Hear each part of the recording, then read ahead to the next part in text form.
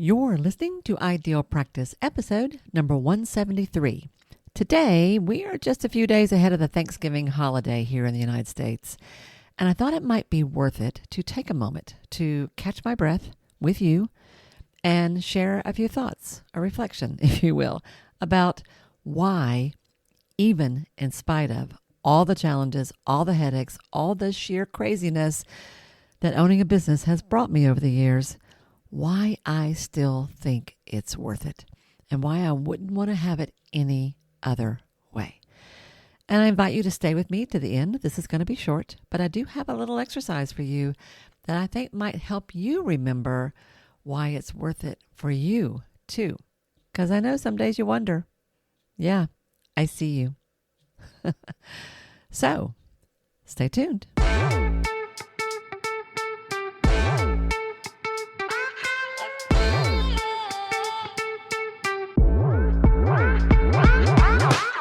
Hi, I'm Wendy Pitts-Reeves, and with over 2 decades of experience in the private practice world, I've built my 6-figure business while learning a lot of lessons the hard way.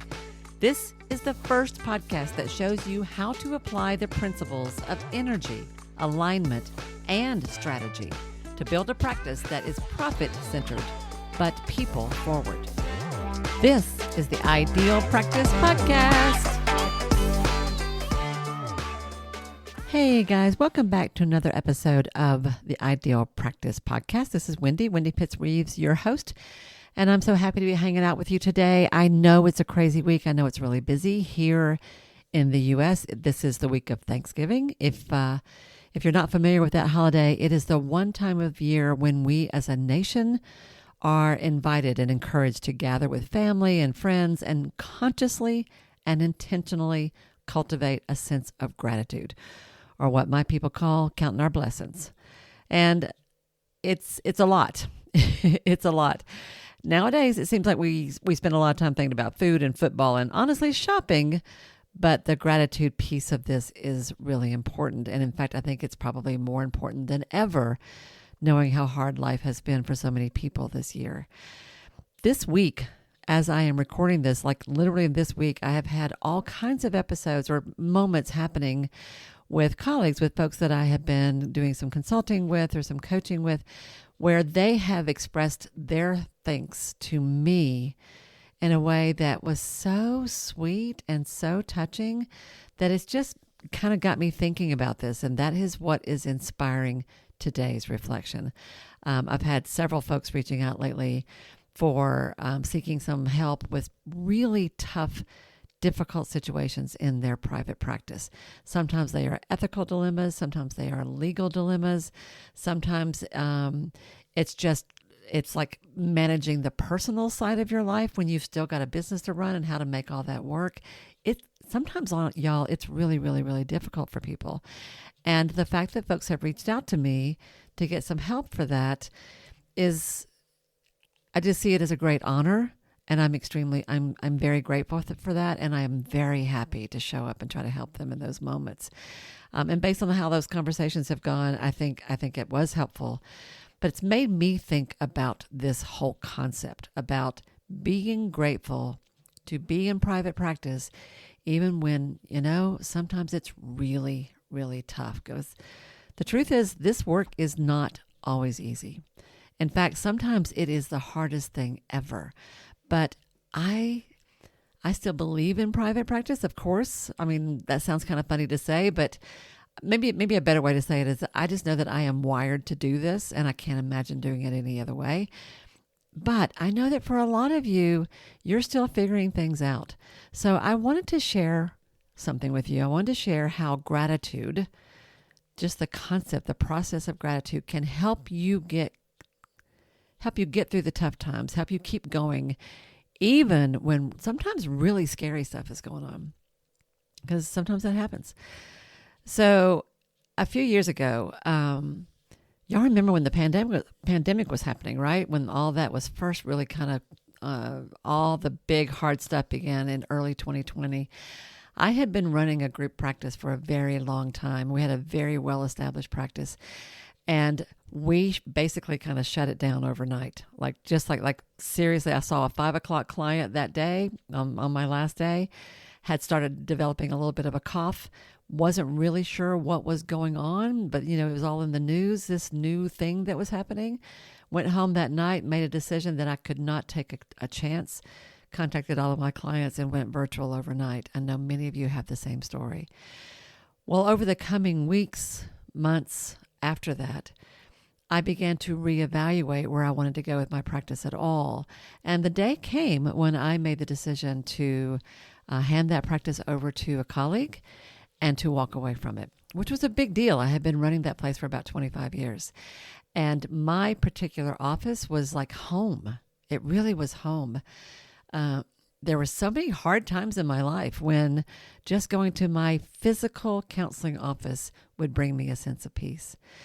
But here it was time to, I had been feeling this kind of restlessness for a while because this happens, right? It happens when it's time for a change and you know it. But the day came. It was a while, but the day came when it was time for me to leave. And I had to break down that office, move furniture, take everything home that I had so carefully cultivated over the years. And I will never forget what it felt like to walk around the building. It was a 3-story Victorian house, a really, really sweet place. I will never forget what it felt like to walk around that building and say goodbye to what had been my home, my second home, for like a good portion of my adult life. It was bittersweet to be sure. I was both relieved and kind of glad to be moving on because it was time for me personally to do that. And I was also really, really sad. And we were in the middle of a hard time, right? The world was kind of nuts.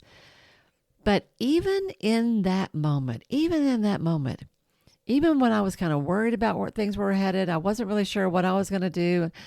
Even then, and I was worried about the practice. Like, are they going to be okay? Will they survive without me? I'll fast forward to the end of that story. Yes, they have. In fact, they've done great, which makes me very proud. But I knew even then that it was up to me to make what I could of this time, this season that we were in at the point. And I knew that I would figure things out just as I have over and over and over again all the years I have been in private practice. There are lots of times, y'all, when I wondered what the heck I was doing, when I felt like I was crazy, when I thought maybe I wasn't even cut out for this, because running a business is not for the faint of heart. There were times when I was worried about the safety of a client. There were times when I was worried about getting paid. Lots of those times. There were problems left and right that just come with the territory. And when you don't know what you're doing and you don't have a coach and there aren't any courses out there and you are literally figuring it out by your wits, it's really hard, which is kind of how I had to do things back then. But this moment when I was walking away from my group practice that had been so special to me, I felt the most overwhelming sense of gratitude in that moment as I was transitioning from one part of my journey to the next. A transition, honestly, that we go through over and over and over again in our lives, is it not? And I realized even then that gratitude isn't what happens because everything suddenly gets easy and it's all figured out. Gratitude is what helps us stay grounded while we're figuring it out. See, here's the thing. Running a private practice is awesome and sometimes kind of awful. Maybe I shouldn't say that to you guys. It is a gift in so many ways. Like, there are so many things I love about it, but it is not easy and it's not for everybody. I've seen that over the years. I've seen folks who moved into private practice and even did quite well, were very good at it, but it was not a good fit for them. It was not right for them. But it is, if you are like me, and some of you are, then it is right for you. Now, when you're in the middle of it, when you're figuring stuff out, there are, or for that matter, gosh, no matter how long you've been in practice, there are seasons in your life, seasons in your business life, when it feels really, really heavy, when you're going to lose sleep for perfectly good reasons, Like when I worked with a family that I adored. I liked them so much I thought we could have been friends if I had met them in a different situation. And we worked together deeply for 2 whole years while I helped this family navigate through multiple job changes and multiple insurance changes. At which point, every time there was a juncture in that process, I lost money and lost money again and lost money again. And in the end, I ended up having to tell them what they owed me. And they got the one of the parents in that family got really, really angry with me after I had done a lot for them over the 2 years that we worked together. I remember being so hurt by that and disappointed by that. And I was kicking myself for letting myself get into that situation because it was my responsibility that I had allowed that situation to develop. I felt terrible. Or there have been times when I was working with clients who were so sick, who were in such a difficult place in their life. And I've had lots of these moments. I've had times when I was working with clients where I would say good, in the day, in the session, walk them to the front door, send them out into the world, and would have to remind myself every single time I saw them that I could lose them because their day-to-day existence was so fragile.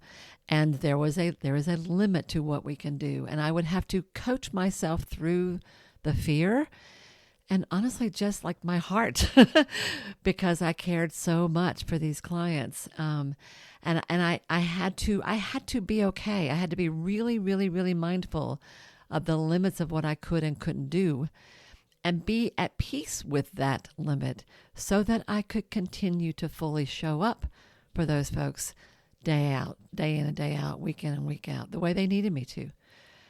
Or heck, there's just a moment when you've got to pay taxes and you don't know how you're going to do it. Like we all have those moments, right? And when those moments happen, it's very, very easy for imposter syndrome to kick in. It's very, very easy to tell yourself you're not cut out for running a business. It's very easy to forget why you ever thought this was a good idea. And anybody on the outside looking at this could say, well, yeah, like why in the world would I be grateful for any of that, Wendy? Well, the truth is, y'all, a lot of folks think that being grateful is about pretending like everything's fine when it isn't, or about forcing ourselves to look on the bright side, right? And I am an optimist at heart. I can do that. In fact, I've had to learn how to rein that in sometimes because sometimes that is not actually the way to be. But we aren't just grateful when we get paid or when we get the new client or when we have a win because somebody walks out of our door in a much better place. We aren't just grateful when life is kicking and things are going great. Real gratitude is different. Real gratitude, when you take the time to lean into it, to tune into it, to actively find it, it becomes an anchor. Real gratitude can help us, allow us to hold joy in one hand and struggle in the other, all at the same time. Which makes me think about pillar number 1, y'all. Pillar number 1 of my framework of the 7 pillars of an ideal practice. The very first pillar is purpose. It's the why that pulls you through these hard times. It's the why that will bring you joy. And when we practice gratitude in our business, even when we were in the middle of a mess, and we reconnect with that why, that will bring us back to our sense of purpose. That will bring us back to a sense of peace. That will bring us back to joy. So we can hold joy and struggle at the same time. I really love that image, holding joy and struggle, which I sort of think is the life of an entrepreneur. Now, I want to give you an idea, something I want you to try. But before I do that, I do want to share something with you that's kind of cool that I have just started to talk about. I have a little mini course that is specifically designed to bring joy to you, to bring mindfulness to you, and to help you cultivate, I'm going to use the word gratitude, an attitude of abundance, help you cultivate the kind of mindset that you need to experience joy, even in the midst of struggle, especially around the issues around money in your practice. This little course, it's a mini course, y'all. It's called Mind Over Money. And I'm going to let you go read it. Essentially, you get a little bit of inspiration in your inbox every day for 31 days. And it's 5 minutes. 5 minutes. You can read this little thing or you can hear it. I've got an audio version of it as well. It's great to listen to while you're walking the dog in the morning. But I have little lessons, little bit of inspiration, or some guidance about strategy, structure, how to do better in your work. Mind Over Money is a fun, light, gentle, and inspiring way to cultivate an attitude of abundance. And when I have run this before, and the folks who have gone through this course before, they tell me they miss it when it's over. It's that kind of course. It's not work. It really is more about inspiration with guidance. And it's normally $97. I'm going to run a little bit of a special for a while here now. If you go to the page, I'll tell you in a minute, and you use the promo code IDEAL50, IDEAL50, you can get $50 off of that, and you can get it right now for only $47. If you're curious and you're interested and you want to learn more about that, go to my website, wendypittsreeves.com/mind, wendypittsreeves.com/mind. Read about the little course there. See what you think. If it sounds like something that you could use the promo code IDEAL50, IDEAL50 at checkout, and you will automatically get $50 off and get the whole thing for less than half price. That's a really cool thing, and I really encourage you to take me up on that because it's kind of sweet. All right, so now outside of that, I really think that would be a great thing for you to do, but outside of that, let me give you another idea here. Because learning how to cultivate gratitude when you are in the mess that owning a business requires sometimes, it really will provide you the foundation, the grounding that you need to get through those tough times. So here's a suggestion. You could do this on a daily basis. You could do this on a weekly basis. I actually kind of think it's a good thing to do both, honestly. I encourage people to design a little ritual to start their day and end their day, their business day. I'm not talking about your morning routine and your bedtime routine. How you start and end your work day is also very important. And the same thing goes to your work week. One way or another, in one of those, I want you to sit down at the end of the day or the end of the week and pause for a little reflection. And there's 3 things I want you to do. The first thing I want you to do is finish your notes. Finish your notes. I know some of you put that off. That will follow you around. Don't do that. Finish whatever notes you need to make for that day or for that week. Just get it done. Then I want you to, this is very practical stuff, I want you to take a look at your calendar and your task list for the next day, or if you're doing this on a weekly basis, for the next week. And I want you to identify just 2 or 3 things that are really, really, really important to do. And pick one of those that you know if you do that, it's going to be a win. This is just a little ritual I want you to start. But here's the cool part.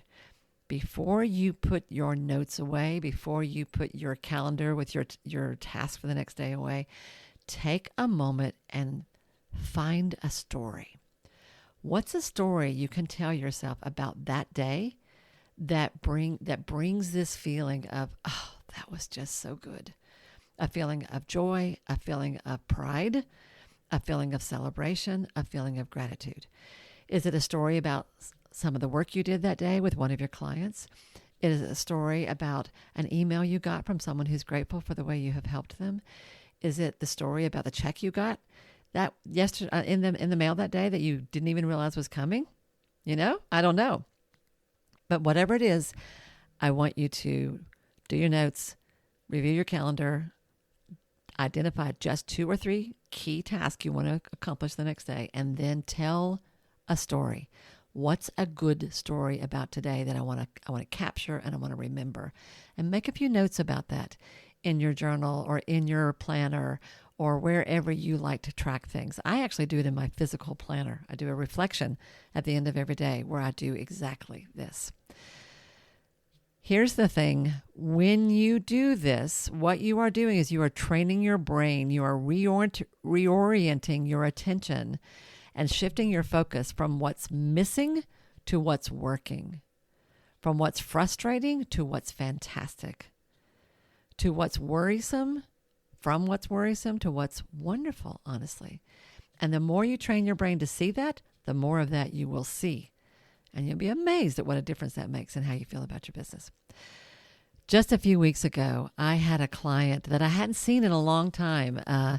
We had done some really good work, and she basically it was kind of time for her to wrap up, and life circumstances had come along where it was time for her to make some changes. So I haven't seen her in a good while, but she every now and then will reach out to me for kind of a tune-up because I think I'm kind of one of her favorites. And so she always comes back every so often. And I love this. I love this person. I've seen her do some really hard work, and I am immensely proud of who she is and the good that she brings to the world in so many ways, and the good that nowadays she brings to herself, honestly. Anyway, she came to see me a few weeks ago for the first time in probably a year or so. And she brought me a gift. And it was a little bracelet, y'all, a little silver bracelet that has little silver beads on it, just certain ones that are sort of spaced out in a certain way. And it's Morse code. And it was Morse code for the words badass counselor. Badass counselor. I got so tickled. Apparently these are out there and other people have seen them, but I'd never seen it before. And I was touched. It made me laugh. And I love that she saw me that way, because I think because of our work together, she sees herself that way too. She's quite the badass herself. Yes, she is. And she didn't know that when we first got started. Well, I am so grateful for that. So she, in sharing her gratitude with me, helped me remember yet again something that I was so grateful for, and how incredibly honored I am to do the work that I do.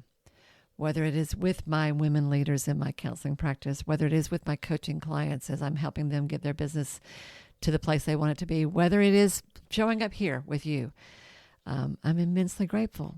And remembering that helps me get through the tough days too. And I want you to do the same.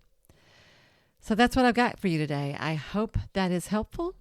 I hope that you too will find a way to use gratitude, not to erase the hard parts, not to eliminate the challenges, but to remind you of why they matter, and to remind you that you matter, because you do. All right, everybody. Have a happy Thanksgiving. Don't eat too much. Oh, well, never mind. Forget that. Eat all you want. Have a good one, y'all. And I will see you next week right here on the Ideal Practice Podcast. Bye now. Hey, y'all. If this program has become important to you, if Ideal Practice matters, it would mean so much to me if you'd be willing to take just a minute to do one or two of the following things. First of all, would you follow or subscribe to the show here at Ideal Practice? Following me helps you because you'll never miss an episode, but it helps me as well for all kinds of reasons. To do that, all you have to do is go to the show page for Ideal Practice on Apple Podcasts or Spotify or wherever you listen to podcasts. There, just click on the plus sign that you'll usually find in the top right-hand corner, or click on the word follow that you're going to find somewhere there on that page. Of all the things, this really is the most important thing you can do for the podcast itself. While you're there, it would be extra special if you would be willing to give me a 5-star rating, and even better than that, a review with your own words. Your words matter. And when you write what you feel, what you think, you uplift and encourage others. And I love that. If you want to go a step further than that, take your favorite episode or two, one of the ones that has meant a lot to you, and share it with a friend. Could you do one or two of those things for me? I promise I will love you forever. You guys matter to me, and I value your support more than I can possibly say. Thank you, sweet friend, for anything you can do to help me out and support the show. I'll see you again soon.